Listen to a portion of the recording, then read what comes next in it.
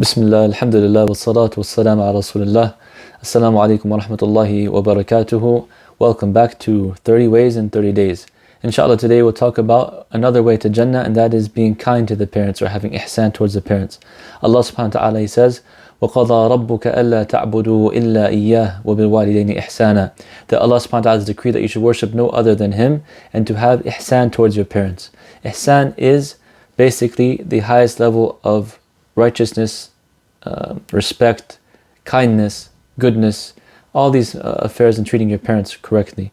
And Allah subhanahu wa ta'ala says in another major ayah, قُلْ تَعَالُوا أَتْلُوا مَا حَرَّمَ رَبُّكُمْ عَلَيْكُمْ أَلَّا تُشْرِكُوا بِهِ شَيْئًا وَبِالْوَالِدَيْنِ إِحْسَانًا.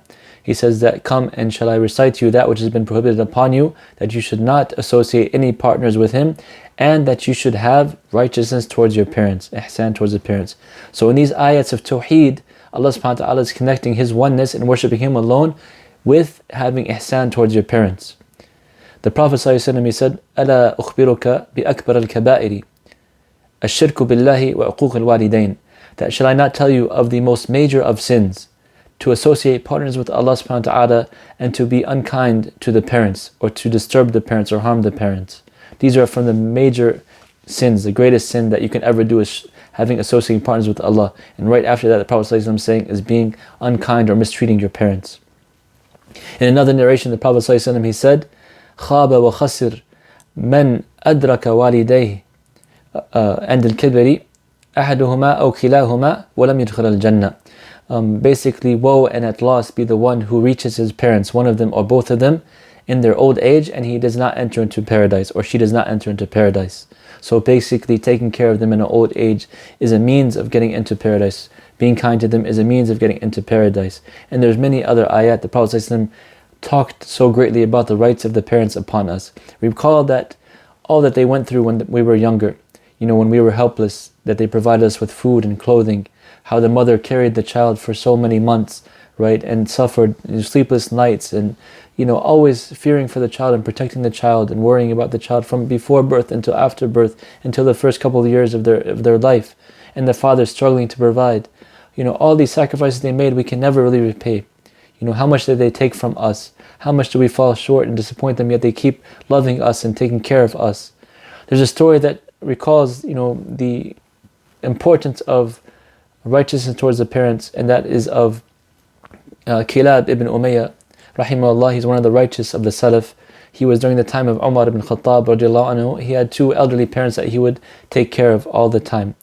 In one occasion, there was a call to jihad, to go for battle basically, and his friends were convincing him, of the righteousness of doing that and of going. So he convinced his parents to go. They didn't really want him to go because, they didn't have anybody else. But grudgingly, when a child bothers the parents so much, they eventually, let up and let them do as they please. And this is not good, by the way. The scholars say this is actually not encouraged. If the parents don't like something, try your best not to go forward with that. So anyway, he went on, into this, to the call, and he left them. He left them with a servant, but the servant was not fulfilling his duties as he should be fulfilling. So the father, Umayyah, would cry often, missing his son. He cried so often actually that he became blind. On one occasion, it was brought to the attention of Umar radiallahu anhu, a poem that he was reciting, basically blaming Umar for not realizing what he has done and letting his son leave them alone. And Umar immediately had the son recalled from his duties. When the son came back, Umar asked him, what is it that makes your father, he loves you so much? And the son, he answered, I don't know, but anything that my father likes, I try to do it before he even asks me. And anything that he dislikes, I try to stay away from it before he even tells me. And then Umar said, and what else? And he said, well, every morning before they awake, I go to the well and get cool water and rub the udder of the camel with this water so I can milk the camel and the milk will come out cool. And I can bring them fresh, cool milk every morning. And he said, can you do this for me, please? And so the boy, he went and he did the same routine he did with his father, and he brought the bowl to Umar. And then Umar took this bowl to his father. He told the boy to wait here. He went to the father and gave him the bowl. Well, before he gave him the bowl, he asked the father, is there anything that you would like? And the father, he said, I'm old, I've lived my life. I wish I could have seen my son before I passed away, but I'm ready just to die now. I just want to die. And he said, are you sure that's all you want? Please, I ask you by Allah, tell me what you really want. He said, I wish I can just hug my son and smell his hair.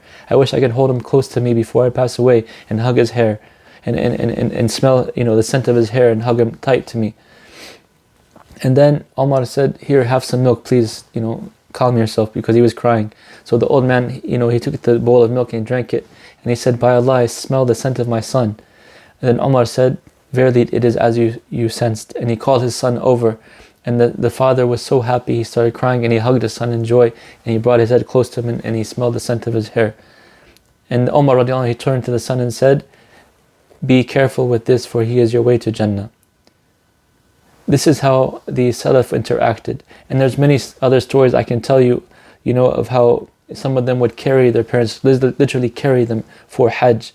And they would be so obedient and so kind because they know that Jannah is under their feet.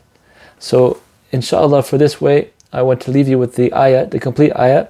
Allah subhanahu wa ta'ala says, وَقَضَى رَبُّكَ أَلَّا تَعْبُدُوا إِلَّا إِيَّهُ وَبِالْوَالِدَيْنِ إِحْسَانًا. That Allah has decreed that you worship no other than Him, and that you should treat your parents with good treatment, the best of treatment, إِحْسَانًا. And then إِمَّا يَبْلُغَنَّ عِنْدَكَ الْكِبْرَ أَحَدُهُمَا أَوْ كِلَاهُمَا فَلَا تَقُلْ لَهُمَا أُفٍّ وَلَا تَنْهَرْهُمَا. And if they have reached the old age while they are with you, one of them or both of them, do not say even uff to them. Not even an expression of the mouth, like, we say psh, or whatever, something like that. Not even a word. To not even cause them any distress. And do not repel them. And do not وَقُلْ لَهُمْ قَوْلًا كَرِيمًا, and say to them a very kind and gentle word. Especially when they are the elderly, they're getting closer to leaving this dunya. We should show and treat them with the utmost respect. وَاخْفَضْ لَهُمَا جَنَاحَ مِنَ الذُّلِّ وَاخْفَضْ لَهُمَا جَنَاحَ الذُّلِّ مِنَ الرَّحْمَةِ وَقُلْ رَبِّ ارْحَمْهُمَا كَمَا رَبَّيَانِي صَغِيرًا. And lower to them the wing of humility and mercy, or out of mercy, and say, oh my Lord, have mercy upon them as they have raised me when I was small. This is the way that we should treat our parents, out of kindness and love and respect.